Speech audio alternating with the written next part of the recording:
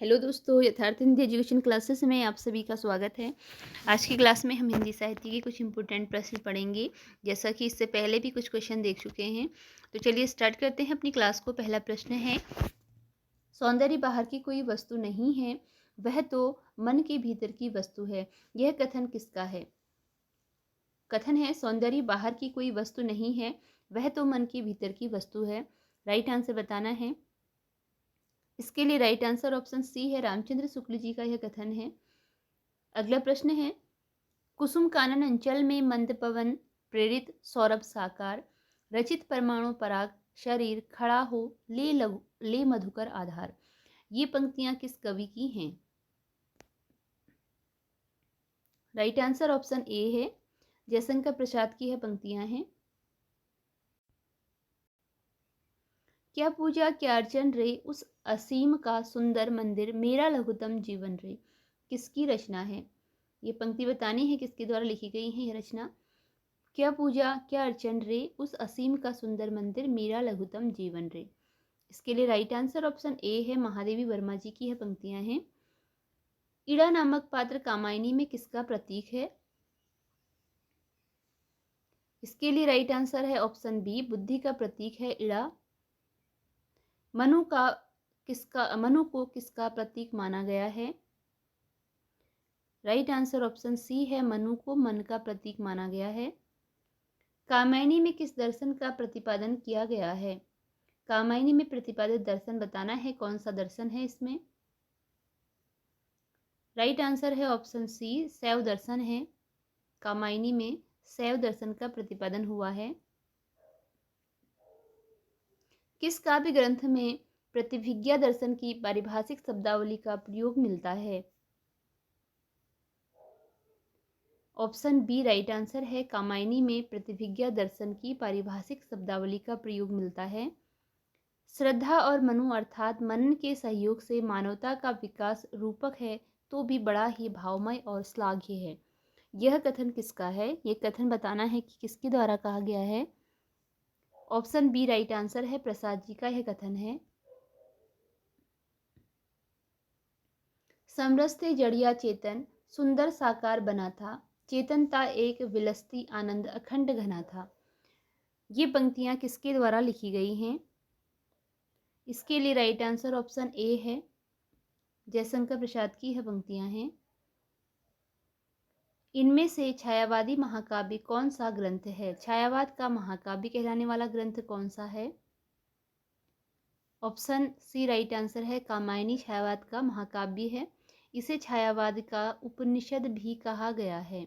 छायावाद का उपनिषद भी कहलाता है यह ग्रंथ। कामायनी का नायकत्व किसे मिलना चाहिए? राइट आंसर ऑप्शन बी है, मनु को। इनमें से कौन कामायनी का अथरीरी पात्र है? राइट आंसर ऑप्शन सी है, लज्जा। कामायनी में श्रद्धा को किसकी पुत्री माना गया है? कामायनी में जो श्रद्धा है वह किसकी पुत्री है? राइट आंसर ऑप्शन डी है, काम की और रति की वह पुत्री है। कामायनी श्रद्धा श्रद्धा को किसकी पुत्री माना गया है? काम और रति की पुत्री है। कामायनी का प्रधान रस है, कामायनी में जो प्रधान रस है वह कौन सा है? राइट आंसर इसके लिए ऑप्शन बी है, श्रृंगार रस। कामायनी का प्रधान रस है श्रृंगार रस। पंत और प्रसाद के प्रकृति चित्रण का सबसे बड़ा अंतर है। प्रसाद जी ने और पंत ने जो प्रकृति का वर्णन किया है उसमें सबसे बड़ा अंतर क्या है? राइट आंसर है इसके लिए ऑप्शन बी, पंत ने प्रकृति के सुकुमार रूप का अधिक चित्रण किया है और कठोर रूप का बहुत कम, जबकि प्रसाद ने दोनों रूपों का चित्रण किया है। इसीलिए पंत जी को प्रकृति का सुकुमार कवि भी कहा जाता है। ठीक है, इनको प्रकृति का सुकुमार कवि भी कहा जाता है। कवि क्वेश्चन इस प्रकार आ सकता है कि प्रकृति का सुकुमार कवि किसे कहा जाता है? तो वो कहलाता है सुमित्रा नंदन पंत जी को।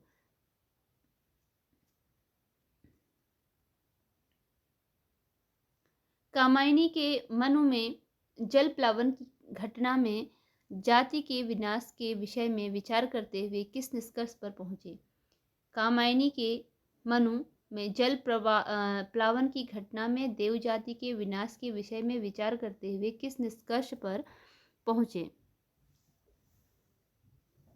राइट आंसर ऑप्शन डी है। इसमें सभी सम्मिलित हैं कि देव जाति अहंकार के कारण नष्ट हुई है, देव जाति अकर्मण्यता के कारण नष्ट हुई, देव जाति भोग विलास की अधिकता के कारण नष्ट हुई। अगला क्वेश्चन है, जिस गीत शैली का विकास द्विवेदी युग के पश्चात हुआ वह पाश्चात्य लिरिक के ढंग का था। यह कथन किसका है? कि जिस गीत शैली का विकास द्विवेदी युग के पश्चात हुआ, द्विवेदी युग के बाद जो गीत शैली का विकास हुआ वह पाश्चात्य लिरिक के ढंग का था, यह किसके द्वारा कहा गया है? राइट आंसर ऑप्शन सी है, डॉक्टर नगेंद्र का यह कथन है। आनंद प्राप्ति के लिए प्रसाद ने किस पर बल दिया है? आनंद प्राप्ति के लिए प्रसाद ने किस पर बल दिया है? राइट आंसर ऑप्शन डी है, उपरोक्त सभी पर। हृदय और बुद्धि की समरसता, इच्छा ज्ञान और क्रिया की समरसता, सुख और दुख की समरसता। सूची 1 और 2 है, इसमें आपको मिलान करना है। इसके लिए राइट आंसर देखते हैं, ऑप्शन बी राइट आंसर है इसके लिए। वह कह रही लीलामयी आनंद, जयशंकर प्रसाद। वह तोड़ती पत्थर, सूर्यकांत त्रिपाठी निराला। अरे परिवर्तनहीन विवर्तन, सुमित्रा नंदन पंत। मधुर मधुर मेरे दीपक जल, महादेवी वर्मा। वह कह रही लीलामयी आनंद, जयशंकर प्रसाद। वह तोड़ती पत्थर निराला। अरे परिवर्तनहीन विवर्तन पंत, मधुर मधुर मेरे दीपक जल, महादेवी वर्मा। पतझड़ या झाड़ खड़े थे सूखी सी फुलवारी में, किसलय नव कुसुम बिछाकर आए तुम इस क्यारी में। ये पंक्तियां प्रसाद के किस काव्य ग्रंथ की हैं? इसके लिए राइट आंसर है ऑप्शन ए, कामायनी की यह पंक्तियां हैं। ऑप्शन ए इसके लिए राइट आंसर है। सैकत सैया पर दुग्ध धवल, तनवंगी गंगा ग्रीष्म विरल, लेटी है श्रांत क्लांत निश्चल। इस पंक्ति में कौन सा अलंकार है? इसमें आपको अलंकार बताना है। सैकत सैया पर दुग्ध धवल, तनवंगी गंगा ग्रीष्म विरल, लेटी है श्रांत क्लांत निश्चल। इस पंक्ति में कौन सा अलंकार है? राइट आंसर ऑप्शन सी है, मानवीकरण अलंकार। अचिरता देख जगत की आप, शून्य मरता समीर विश्वास, डालता परतों पर चुपचाप ओस के आंसू नीलाकाश। इन पंक्तियों में किया गया प्रकृति चित्रण किस प्रकार का है? राइट आंसर ऑप्शन डी है, संवेदात्मक रूप है। कविता करने की प्रेरणा मुझे सबसे प्रकृति निरीक्षण से मिली। सबसे यहाँ पर पहले है, सबसे पहले प्रकृति निरीक्षण से मिली। यह कथन किस कवि का है? इसके लिए राइट आंसर ऑप्शन सी है, सुमित्रा नंदन पंत का यह कथन है कि कविता करने की प्रेरणा मुझे सबसे पहले प्रकृति निरीक्षण से मिली। अगला क्वेश्चन है, पंत जी प्रकृति के चित्रण के लिए प्रसिद्ध हैं। उन्होंने अधिकांशतः प्रकृति का चित्रण किया है। तो प्रकृति के चित्रण के लिए प्रकृति के चितेरे कवि कहलाते हैं पंत जी। अधिकांशतः इन्होंने प्रकृति का चित्रण किस रूप में किया है, यह आपको बताना है। राइट आंसर ऑप्शन ए है, आलंबन के रूप में इन्होंने प्रकृति का चित्रण किया है। प्रकृति के मानवीकरण की प्रवृत्ति सर्वाधिक पाई जाती है। प्रकृति के मानवीकरण की प्रवृत्ति सबसे अधिक किस युग में पाई गई है? मानवीकरण का अभिप्राय है कि उसकी तुलना मानव से करते हुए किस युग में की गई है? राइट आंसर ऑप्शन सी है, छायावादी कवियों में सर्वाधिक पाई गई है मानवीकरण की, प्रकृति के मानवीकरण की प्रवृत्ति। कौन सा काव्य संकलन छायावादी काव्य का नहीं है? इनमें से कौन सा काव्य है जो कि छायावादी काव्य का नहीं है, वह बताना है। राइट आंसर ऑप्शन सी है उत्तरा। यह छायावादी काव्य नहीं है। इसके अतिरिक्त पल्लव, गुंजन, ग्रंथि ये छायावादी काव्य हैं। अगला क्वेश्चन है, छायावाद का मैनिफेस्टो कहा जाता है। कौन सा ग्रंथ है जिसे कि छायावाद का मैनिफेस्टो कहा जाता है? राइट आंसर ऑप्शन बी है पल्लव की भूमिका को छायावाद की का मैनिफेस्टो कहा जाता है। पल्लव की भूमिका, पल्लव में भूमिका लगभग कितने पृष्ठों की है? जो पल्लव की भूमिका लिखी गई है पल्लव रचना की, कितने पृष्ठों में यह भूमिका लिखी गई है? राइट आंसर ऑप्शन बी है 40 पृष्ठों में लिखी गई है। अलंकार केवल वाणी की सजावट के लिए नहीं है, भाव की अभिव्यक्ति के विशेष द्वार हैं, यह कथन किसका है? अलंकार केवल वाणी की सजावट के लिए नहीं है, भाव की अभिव्यक्ति के विशेष द्वार हैं, यह कथन किसका है? राइट आंसर ऑप्शन बी है सुमित्रा नंदन पंत का यह कथन है।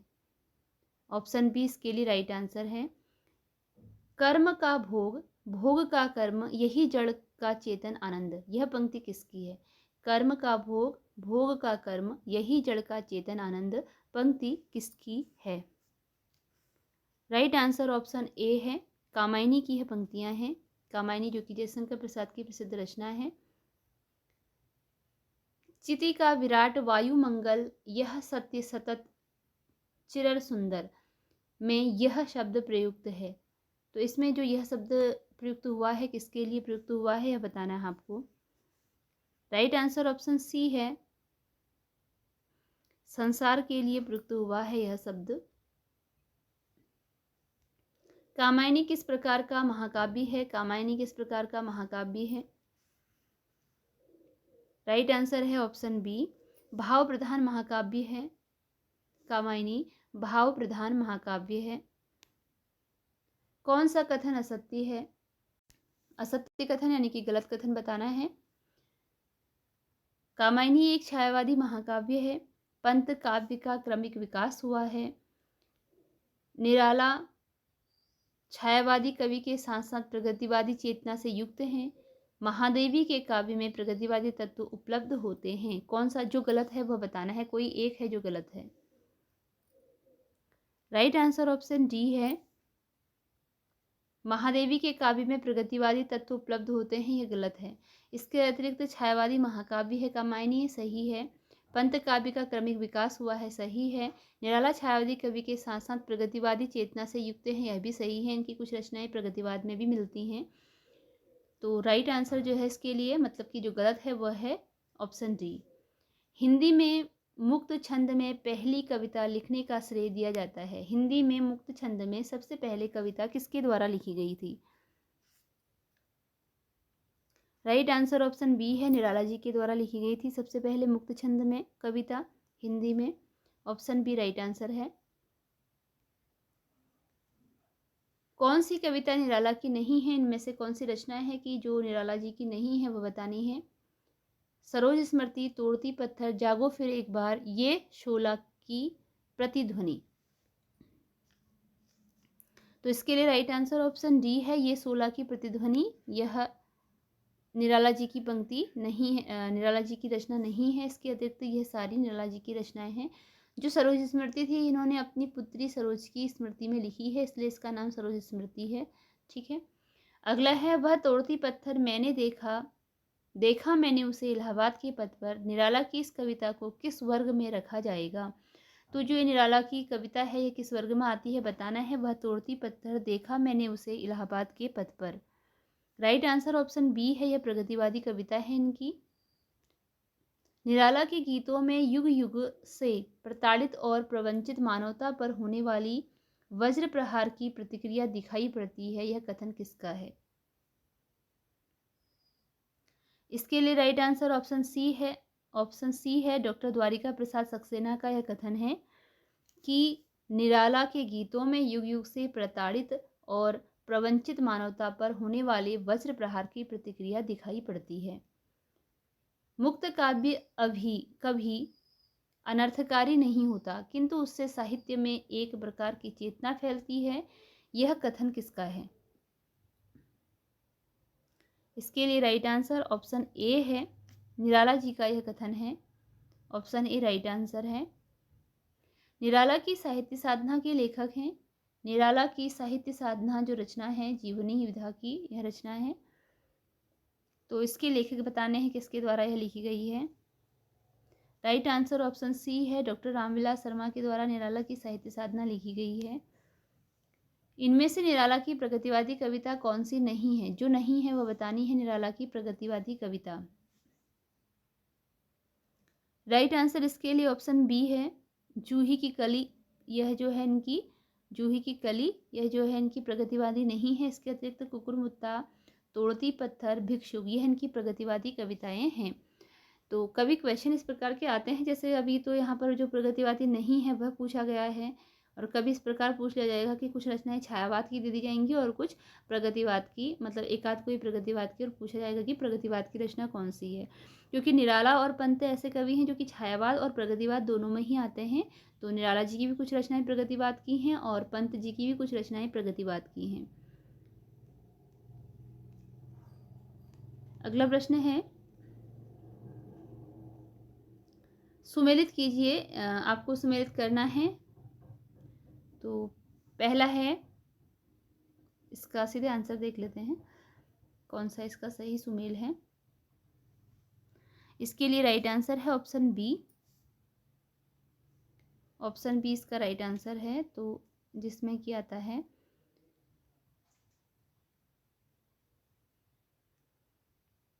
मैं निर्भरी दुख की बदली, यह तो महादेवी वर्मा की पंक्ति है, प्रसिद्ध पंक्तियां हैं। दुख ही जीवन की कथा रही, ये सूर्यकांत त्रिपाठी निराला की हैं। अहे वासुकी सहस फन, यह लिखा है अहे वासुकी सहस फन। इसके लिए राइट आंसर ऑप्शन पंत है, चौथा वाला। नारी तुम केवल श्रद्धा हो, यह प्रसाद की पंक्ति है। अगला है, इन रचनाओं को रचना काल के आरोही क्रम में व्यवस्थित करें। रचना काल के आरोही क्रम में व्यवस्थित करनी है ये रचनाएं। इसके लिए राइट आंसर है ऑप्शन बी। राइट आंसर इसके लिए ऑप्शन बी है, अनामिका, आंसू, पल्लव और यामा। महादेवी वर्मा की इन रचनाओं को काल के आरोही क्रम में व्यवस्थित कीजिए। महादेवी वर्मा की रचनाएं हैं। इसके लिए राइट आंसर ऑप्शन सी है, निहार, रश्मि, नीरजा और सांध्य गीत। निहार, रश्मि, नीरजा और सांध्य गीत। तुम वहन कर सको जन मन में मेरे विचार, वाणी मेरी चाहिए तुम्हें क्या अलंकार। ये पंक्तियां किस कवि की हैं?